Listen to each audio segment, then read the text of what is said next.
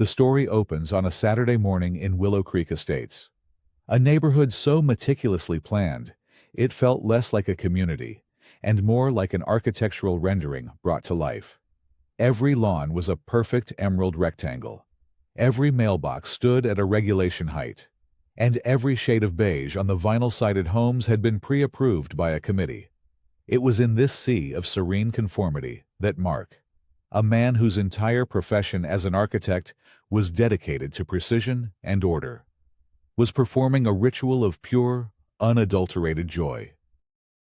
He was polishing the hood of his 1969 Chevrolet Camaro. It wasn't just a car, it was a testament, a gloss-black monument to late nights, scraped knuckles, and the fading scent of his father's garage. They had rebuilt it together, bolt by painstaking bolt, over the last 5 years of his father's life. The 396 cubic inch engine, now humming with a quiet power, even at rest, was the last project they'd finished. The car's arrival on a flatbed 2 days prior hadn't been a purchase. It had been a homecoming. Mark worked a soft microfiber cloth in slow, concentric circles over the fender, the morning sun glinting off the flawless clear coat. He had parked it on the edge of his driveway, on a section of interlocking pavers he'd installed himself. The spot was perfect, far enough from the street to be safe, yet positioned so he could see it from his home office window. It sat adjacent to a small, manicured island of river rock and ornamental grass that separated his property from his neighbors.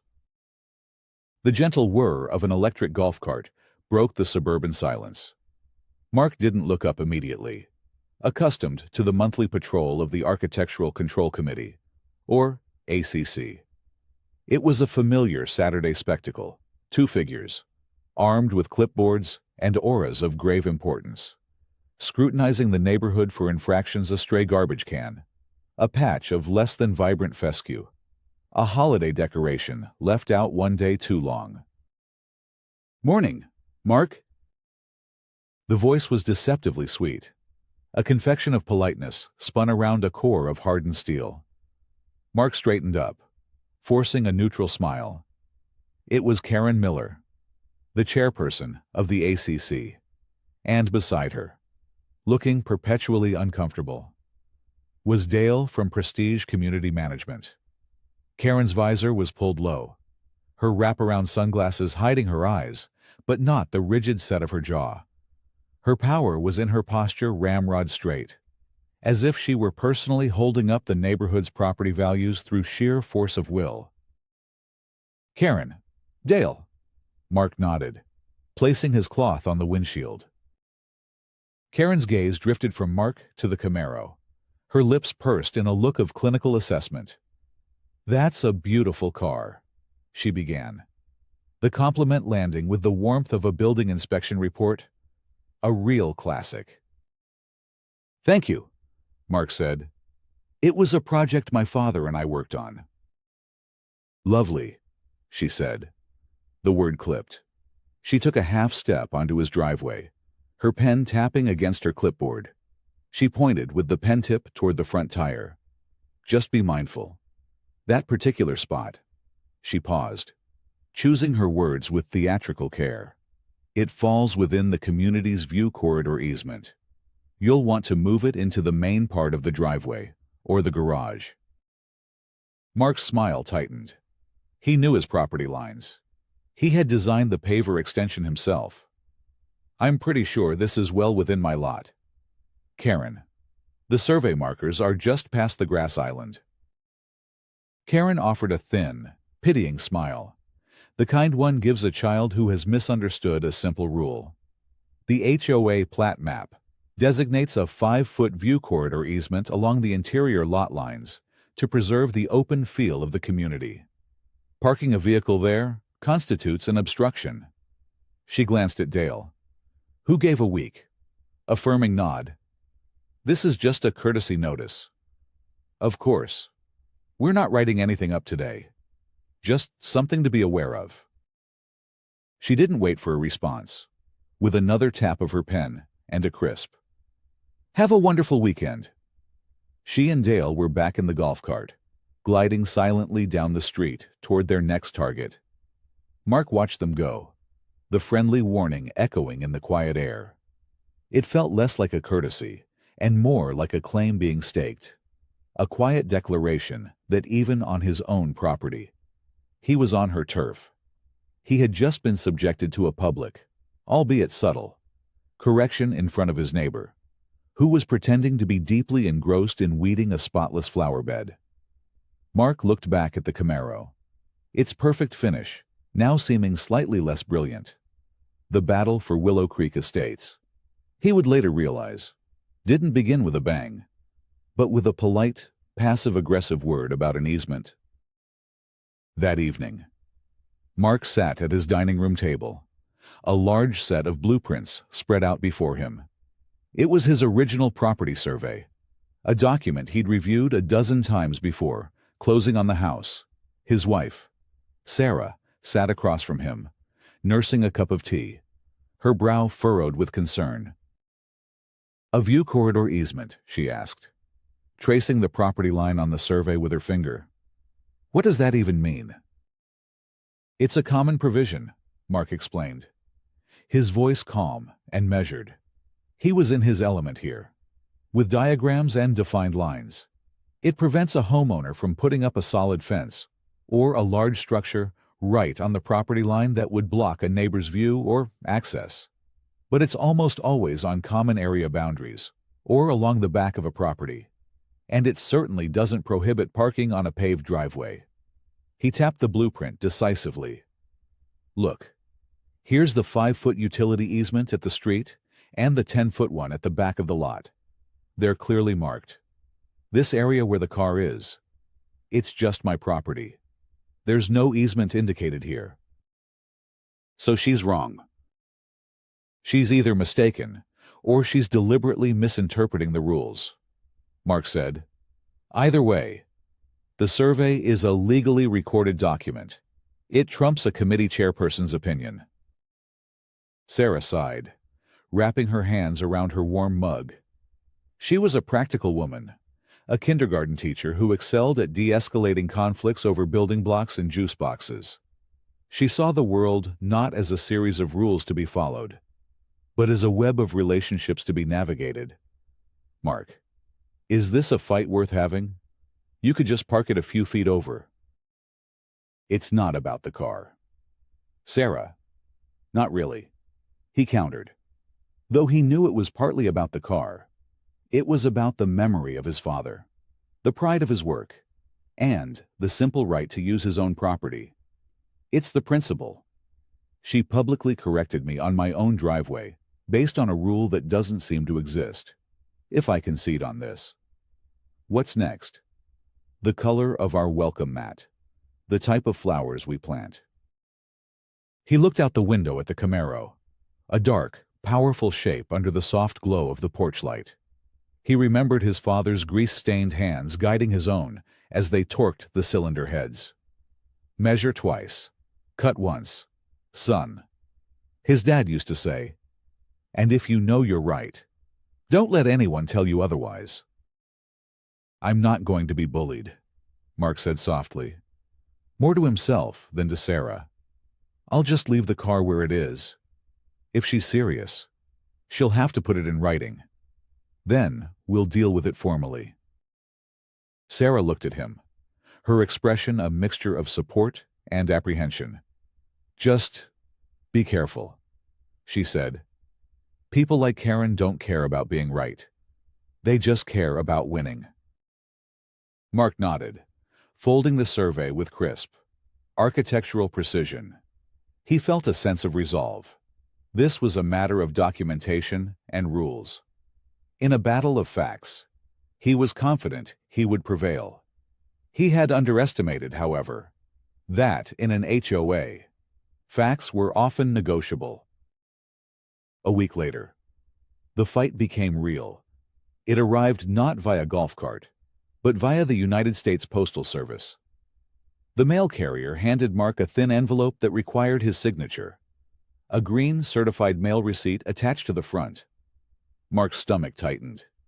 He knew what it was before he even opened it. Inside, on heavy bond paper, bearing the letterhead of Prestige Community Management, was the formal violation notice. It was a masterpiece of bureaucratic intimidation.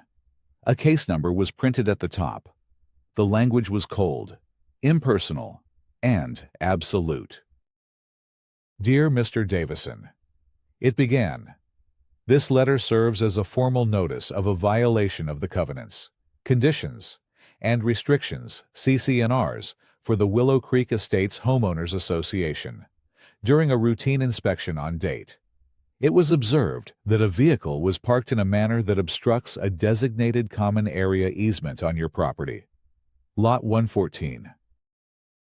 The letter cited the specific offending article, CC&R, paragraph 8.4.2, obstruction of common area easements. It continued, this constitutes a violation of the governing documents you agreed to abide by upon purchasing your home. You have 14 days from the date of this notice to cure the violation by removing the vehicle from the easement area.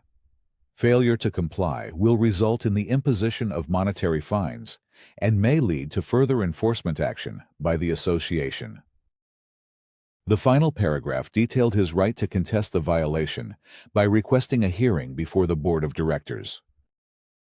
Mark read the letter twice, a cold anger building in his chest. Common area easement. He muttered. They were doubling down on the lie, formally classifying a piece of his private driveway as community property. He pulled out the copy of the CC&Rs he'd received at closing, a thick, bound volume of legalese. He flipped to section 8.4.2. The language was dense and, he now realized, frustratingly ambiguous. No structure, planting, or other material, including vehicles, shall be placed or permitted to remain upon any common area or easement, which may damage or interfere with any easement for the installation or maintenance of utilities, or which may unreasonably obstruct the view or travel of residents. The key was the word unreasonably. Who decided what was unreasonable? And it hinged entirely on the area being a common area or an easement in the first place. His survey, the official, recorded document said it wasn't. He held up the letter for Sarah to see.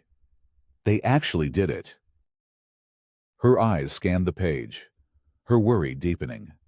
A formal violation, Mark. This is serious. They can fine us. They can put a lien on the house. They can only do that if the violation is valid, he insisted, his voice tight. And it's not.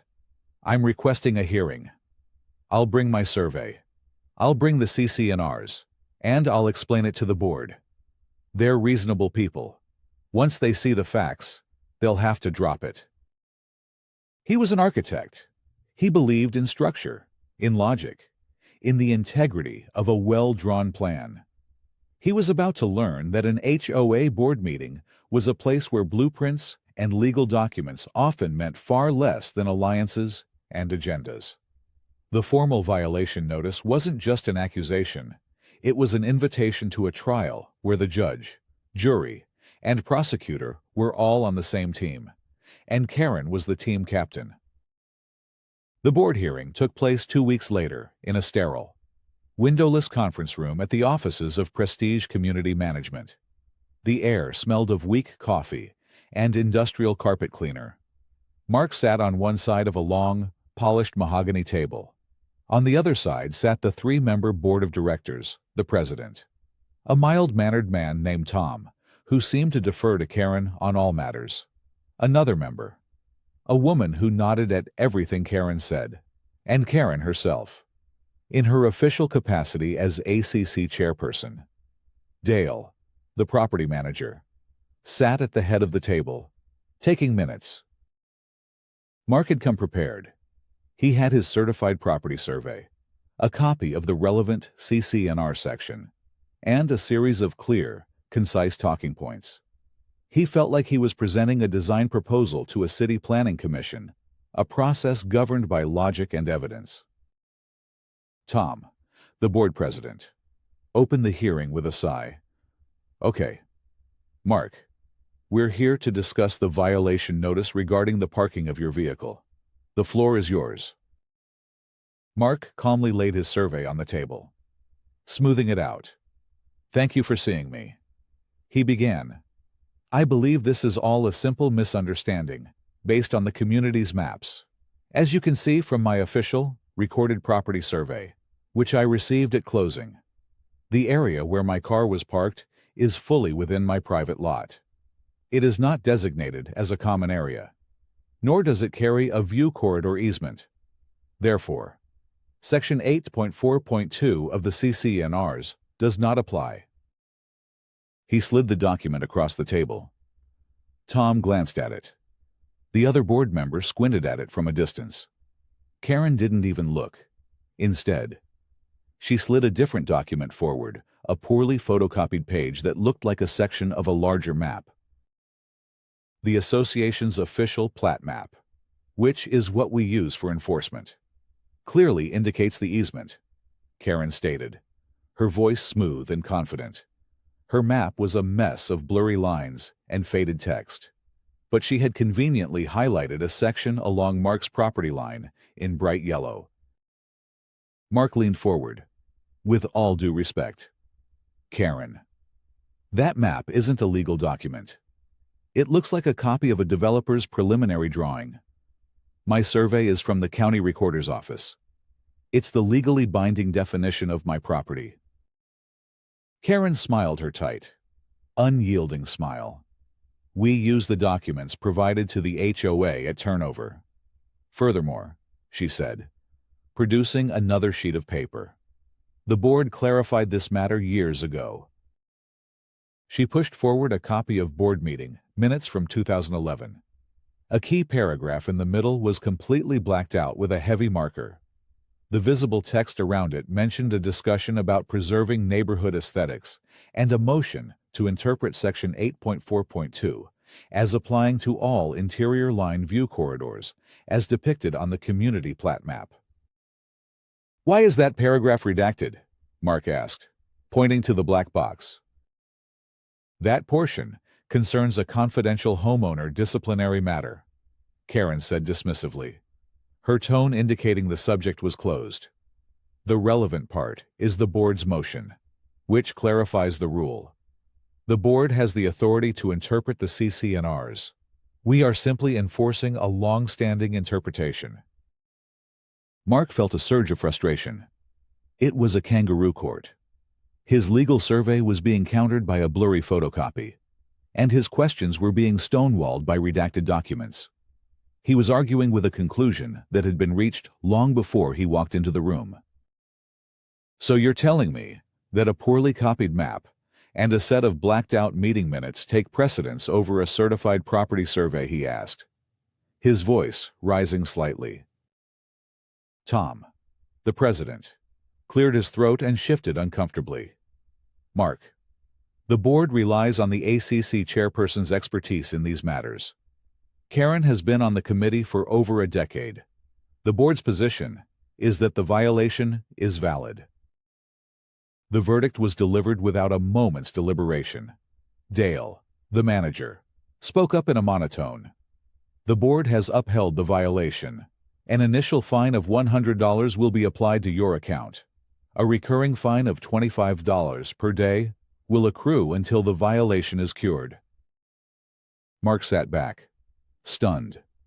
The sheer, unblinking audacity of it was breathtaking. He had presented irrefutable evidence, and they had dismissed it with a wave of a hand, citing their own opaque and questionable records. He gathered his papers, his hands trembling slightly with anger. He had come expecting a discussion. He had gotten a decree. As he walked out of the conference room and into the harsh afternoon sun, he realized Sarah had been right. This wasn't about rules or facts. This was about power. And he had just lost the first battle. But as the frustration cooled, it hardened into something else: resolve. If they were going to use their own rules against him, he was going to have to learn those rules and the laws that governed them better than they did. The fight wasn't over, It was just moving to a new battlefield. The fines began to accumulate. Every day, Mark's online HOA portal showed the balance ticking upward. $125, $150, $175. It was a constant, digital reminder of his defeat. Sarah grew more anxious with each passing day. "Mark, it's almost $300, she'd say. Her voice strained. "Maybe you should just move the car for now, while we figure this out." "If I move the car, I'm admitting I'm wrong," Mark argued, though his conviction was being tested. It's exactly what they want. He knew he couldn't win by arguing with Karen or her compliant board. He needed a different kind of weapon, not just evidence, but knowledge. He found it in the form of Evelyn Reed, a retired title clerk who lived 3 streets over. Evelyn had been in Willow Creek since the first foundations were poured, and had a reputation for knowing more about the neighborhood's legal history than the management company did. Mark found her tending her prize-winning roses, her hands covered in dirt. She listened patiently as he recounted the entire saga, the courtesy notice, the formal violation, the hearing with its redacted minutes and blurry map. Evelyn wiped her hands on her apron and looked at him with sharp, intelligent eyes. "They showed you redacted minutes and a developer's map." She let out a dry chuckle. "Oh, they're lazy. That's good for you." "What do you mean?" Mark asked. "They're relying on you not knowing your rights," she explained. "Under state law, as a homeowner, you have the right to inspect almost all association records. That includes unredacted board meeting minutes, unless they pertain to active litigation or employee matters. A 10-year-old disciplinary issue. Unlikely to be confidential anymore. You just have to make a formal, written request." She pointed her trowel at him. "And that map of theirs is worthless. The only map that matters is the one on file with the county. The official plat map. It's a public record. You can go down to the county recorder's office and get a certified copy for a few dollars. It's the document that defines every lot, every common area, every easement in Willow Creek. It's the Bible. The HOA can't just invent easements that aren't on it." Evelyn's advice was a ray of light in the fog of Mark's frustration. She had given him a path forward, a procedural strategy. That afternoon, he drafted a formal letter to Prestige Community Management, citing the relevant state statute and requesting a complete, unredacted copy of the 2011 board minutes. He sent it via certified mail. His next stop was a conversation with Mr. Henderson, an elderly widower who lived across the street. He was another original homeowner, a kind man who had watched the neighborhood evolve over 30 years. Mark found him on his porch, watching the world go by. "Oh, I remember that," Mr. Henderson said after Mark explained the situation. "Back around 2011, there was a big fuss about Karen Miller's new fence. She put up one of those big, white vinyl privacy fences along the side of her yard. The thing is, her property backs up to the community greenbelt, and a lot of folks were saying she'd built it right on top of the common area." A new piece of the puzzle clicked into place. "What happened?" Mark asked. "Well, Karen was on the ACC then, too," Mr. Henderson recalled, stroking his chin. "There was a closed-door meeting, and, afterward, everything just went quiet. The fence stayed up. Then, a few months later, the board started getting real picky about view corridors. My neighbor at the time had to move a small garden shed he'd had for years."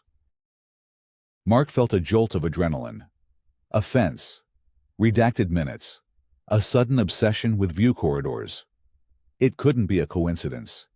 He thanked Mr. Henderson, his mind racing. He was no longer just defending himself. He was investigating a decade-old cover-up. The daily fines were no longer just a nuisance. They were the ticking clock on a mystery he was determined to solve.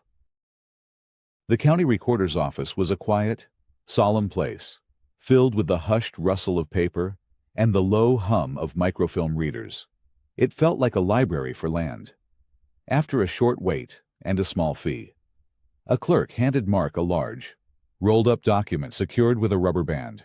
It was a certified copy of the official plat map for Willow Creek Estates. Section 2. He found a large empty table and carefully unrolled the map. It was a beautiful thing, a masterwork of precise draftsmanship. Every lot line, every utility easement, every square foot of common area was delineated with absolute clarity. He found his lot. Number 114, just as his own survey had shown. The property lines were clear. There was no view corridor easement between his lot and his neighbor's. The space was, unequivocally, his private property. He took a photo of the section with his phone, a feeling of triumph welling within him. This was the silver bullet. A few days later, a thick envelope arrived from Prestige Community Management. It was their response to his formal records request. Inside was a complete, unredacted copy of the 2011 board meeting minutes. Mark's hands shook slightly as he turned to the page he'd seen at the hearing. His eyes immediately went to the paragraph that had been blacked out. The words leaped off the page. Discussion was had regarding the fence recently erected by homeowner Karen Miller at Lot 78, which encroaches approximately 3 feet onto the Greenbelt Common Area A. After consultation, it is determined that the cost of removal and relocation would be significant. ACC Chairperson Miller proposes a motion to grant a retroactive variance for her fence, citing aesthetic contribution. Furthermore, to prevent future disputes and preserve community aesthetics, the board will henceforth interpret CC&R MIR 8.4.2 to apply to a 5-foot view corridor along all interior lot lines, as a measure to maintain an open feel, thereby codifying the current community standard. A motion is also made to approve the Henderson shed at Lot 115, as it poses no aesthetic harm. Mark read it again, then a third time. It was all there. The motive, the cover-up, the hypocrisy. Karen's fence, the very one Mr. Henderson had mentioned, was illegal. It was built on a common area, to protect herself from having to tear it down. She had the board invent a retroactive variance for herself, and then, as a preemptive measure, create a new, aggressive interpretation of the view corridor rule to apply to everyone else. The rule she was using to attack him was a shield she had built to protect her own. Much larger violation. His case wasn't just about his car. It was about a decade of fraudulent enforcement. Her crusade against him wasn't born of a love for rules, but from a desperate fear of having her own transgressions exposed. Then he saw the last sentence, and a chill went down his spine. Approve the Henderson shed at Lot 115. Mr. Henderson's small, harmless garden shed, the one his previous neighbor had been forced to move, had been approved at the same meeting, likely as a token gesture to another original homeowner. But under the new, fraudulent rule interpretation, it was also technically non-compliant. The twist was twofold. He had the evidence to destroy Karen's case and expose her as a fraud. But that same evidence, if presented recklessly, could bring the full weight of the HOA down on his kind. Elderly neighbor. He now held a weapon that could save him, but also harm an innocent man. The day after Mark received the unredacted minutes, the tenor of the conflict shifted dramatically. It was no longer a slow burn of accumulating fines. It became a frantic race against time. He received another certified letter, but this one was different. It was titled, Notice of Special Executive Hearing. Karen had learned of his records request. Dale, most likely, had informed her that Mark Davison was pulling official plat maps and unredacted minutes, and she had panicked. The letter stated that due to the severity and ongoing nature of the violation and the homeowner's refusal to engage in good faith resolution, the board was convening a special hearing in just 3 days' time.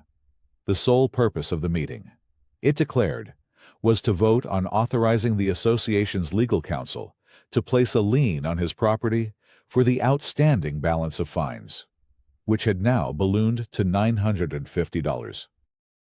It was a blatant power move, a procedural ambush.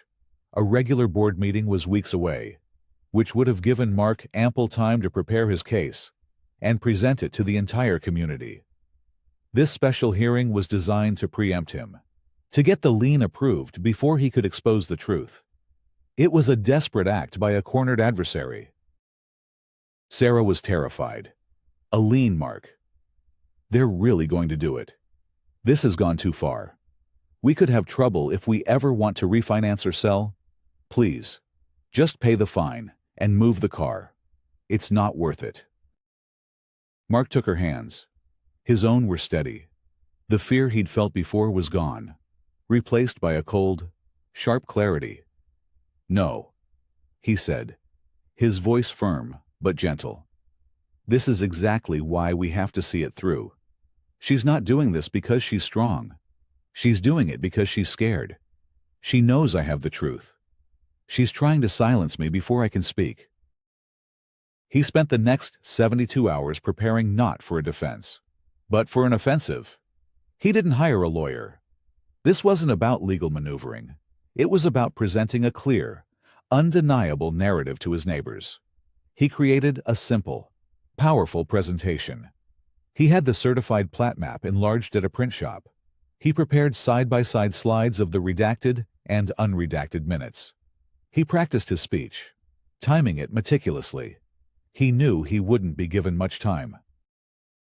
The evening before the hearing, he felt a brief, awkward pang of something almost like sympathy for his opponent. He imagined Karen's panic, her fear of exposure, the cost and humiliation of having to tear down a fence that had stood for a decade. He understood her motive. As she had once said to him, "In a way, you don't understand what it would cost to fix it now." But understanding was not an excuse. Her fear did not give her the right to threaten his family's financial security and pervert the rules for an entire community. His resolve hardened. He had to end this. But he had to do it the right way with precision, integrity, and a clear plan to protect Mr. Henderson. The Willow Creek Estates clubhouse, normally used for potlucks and holiday parties, had been transformed into a makeshift tribunal. The board sat at a long folding table at the front of the room, looking grim. Karen was there, her face a pale, taut mask of composure. A larger-than-usual crowd of about 30 homeowners occupied the folding chairs, drawn by the gossip of a special hearing and the promise of drama. At the front, next to the board's table, was a podium and a large screen for presentations. Taped to the podium was a sheet of paper, Homeowner Comments, 5-minute limit. Next to it, Dale had placed a small digital kitchen timer. When his name was called, Mark walked to the podium with a calm, deliberate stride. He set down his laptop and plugged it into the projector. He could feel Karen's stare, hot and intense, from the table.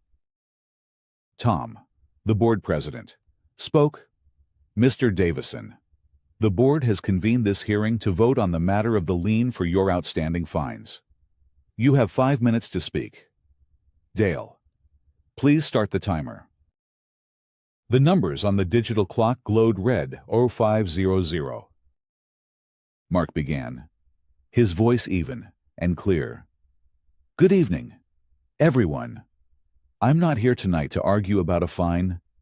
I'm here to talk about the integrity of our governing documents and the fairness of their enforcement." 0445. He clicked to his first slide.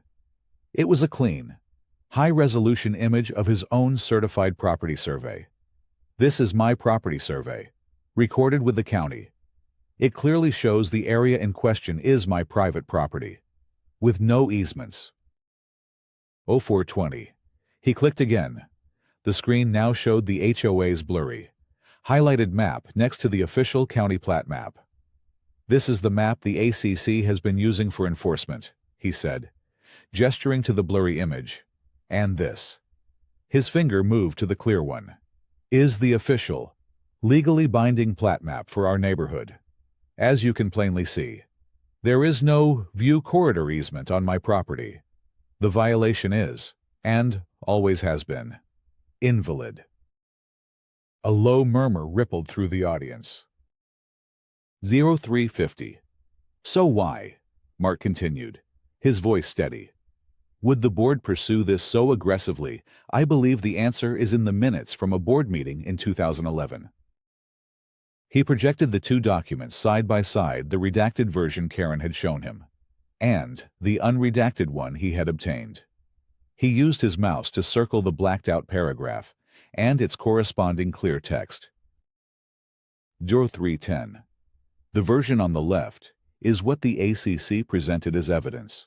The one on the right is the official record.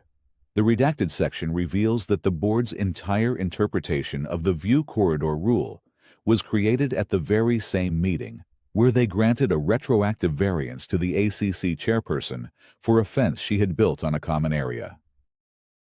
The room went silent. Every eye in the room shifted to Karen. Her composure finally cracked. A flush of crimson crept up her neck. 0230. This was the critical moment. He could feel the anger in the room directed at Karen. He could have ended there, a clear victor. But he thought of Mr. Henderson. This isn't just about one fence or one car, Mark said, his tone shifting from prosecutorial to constructive. This reveals a systemic problem. For over a decade, our community's rules have been enforced using improper documents and a rule interpretation created under a conflict of interest. Approvals and denials have been issued based on this flawed foundation. He looked directly at the board, then out at his neighbors. That's not fair to anyone. It's not fair to me. And it's not fair to any other homeowner who may have been affected, even those whose projects were approved in good faith under this flawed guidance. Like Mr. Henderson's shed, which was approved at that same meeting. He had done it. He had exposed the core issue, the management's negligence, and Karen's self-dealing without explicitly calling for his innocent neighbor to be punished. 0115. Therefore, placing a lien on my property is not only unjust, it's legally indefensible. I am asking the board to not only vote no on this lien, but to void all fines against my property immediately. Furthermore, I propose that the community demand a full, third-party audit of all ACC decisions made since 2011 and place a moratorium on all current violation notices until that audit is complete. We need to ensure that our rules are clear, fair, and based on the correct, official documents. The timer beeped, its shrill sound cutting through the thick silence. Giroir.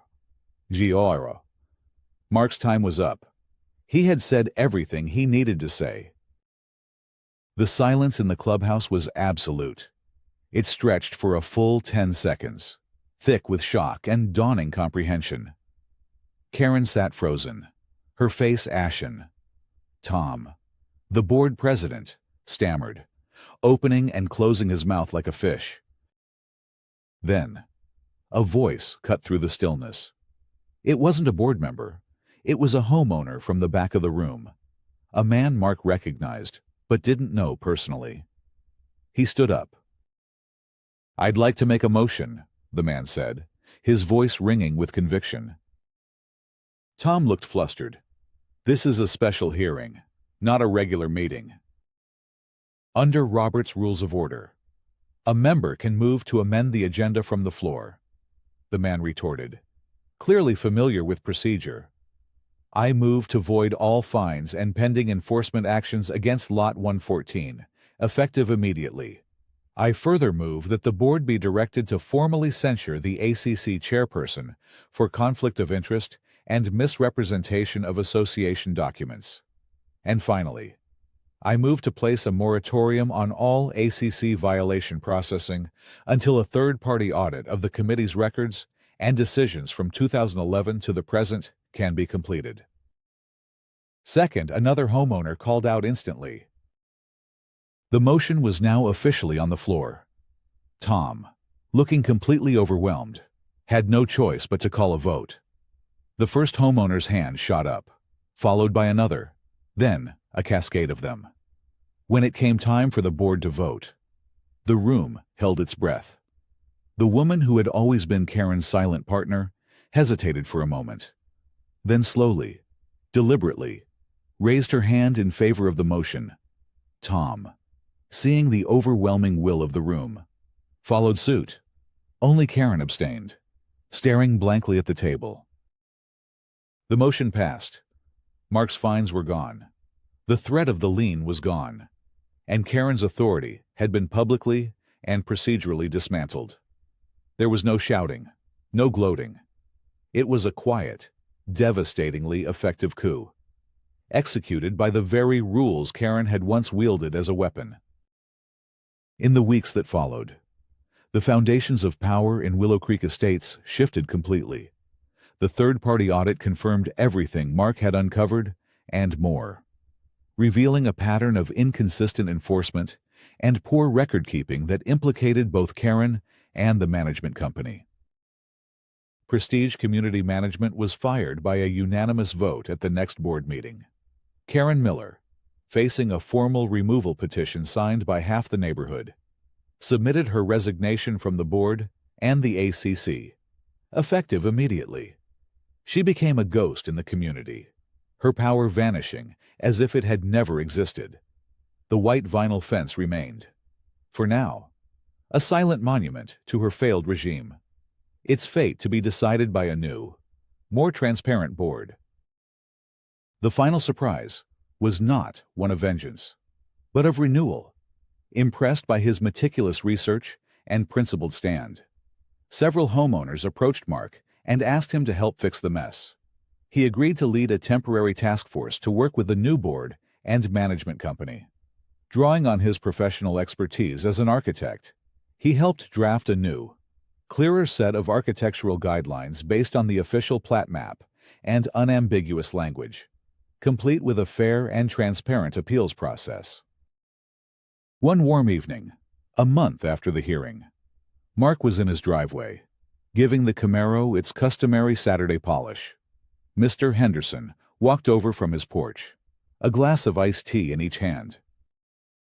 "Thought you might be thirsty," he said, handing one to Mark. "Thank you, George," Mark said, smiling. They stood together for a moment in the quiet twilight, looking at the classic car parked peacefully in its rightful spot. The setting sun glinted off the chrome, a warm, golden light that seemed to fill the space with a sense of peace. The neighborhood felt different, now calmer, fairer. It was a community Mark was not just living in, but was proud to have helped rebuild. His principled stand had not only saved his home and his father's memory, but had restored a measure of integrity to the small suburban world he called home.